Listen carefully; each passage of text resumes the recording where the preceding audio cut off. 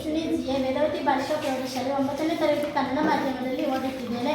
ಇವತ್ತು ವಿಷಯ ಸಮಾಜ ವಿಜ್ಞಾನವಾದ ಘಟಕ ಕರ್ನಾಟಕದಲ್ಲಿ ಸಾರಿಗೆ ವ್ಯವಸ್ಥೆ ಉಪಘಟಕವಾದ ಜಲಸಾರಿಗೆ ಬಗ್ಗೆ ತಿಳಿಸಿಕೊಡಲಿದ್ದೇನೆ.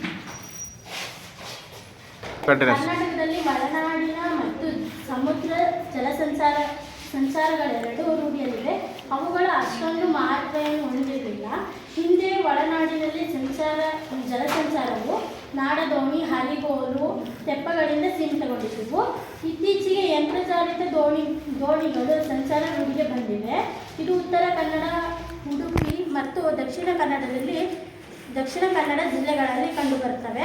ಈ ಜಿಲ್ಲೆಗಳು ಹರಿಯುವ ಗಂಗಾವಳಿ, ಕಾಳಿ, ಶರಾವತಿ, ಹಾಗೆ ಚಕ್ರ ಮತ್ತು ನೇತ್ರಾವತಿ ನದಿಗಳು ಮುಖ್ಯ ಒಳನಾಡಿನ ಜಲಸಾರಿಗೆಗಳನ್ನು ಪೂರೈಸುತ್ತವೆ. ಕೃಷ್ಣಾ ನದಿಯನ್ನು ದಾಟಲು ಕೆಲವೆಡೆ ದೋಣಿಗಳನ್ನು ಬಳಸುತ್ತಿದ್ದರು. ಈಗ ರಸ್ತೆ ಮತ್ತು ಸಂಚಾರ ಸೌಲಭ್ಯದ ಅಭಿವೃದ್ಧಿಯಿಂದಾಗಿ ಜಲಸಾರಿಗೆ ವ್ಯವಸ್ಥೆಯು ಕಡಿಮೆಯಾಗಿದೆ.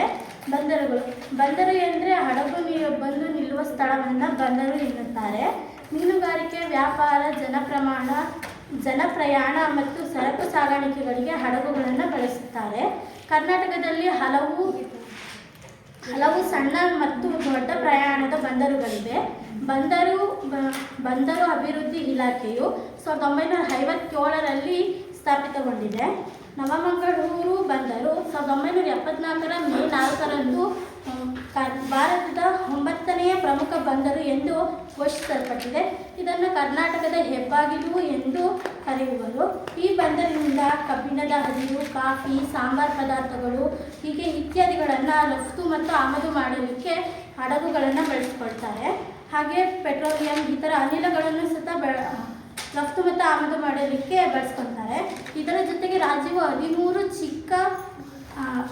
ಚಿಕ್ಕ ಬಂದರುಗಳಿಗೆ ಅಭಿವೃದ್ಧಿಪಡಿಸಿದ್ದಾರೆ.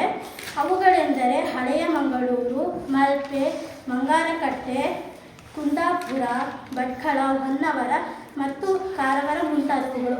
ಇವುಗಳಲ್ಲಿ ಕಾರವಾರ ಬಂದರು ಅತಿ ಸುಂದರವಾದ ಬಂದರು ಎಂದು ಪ್ರಸಿದ್ಧವಾಗಿದೆ.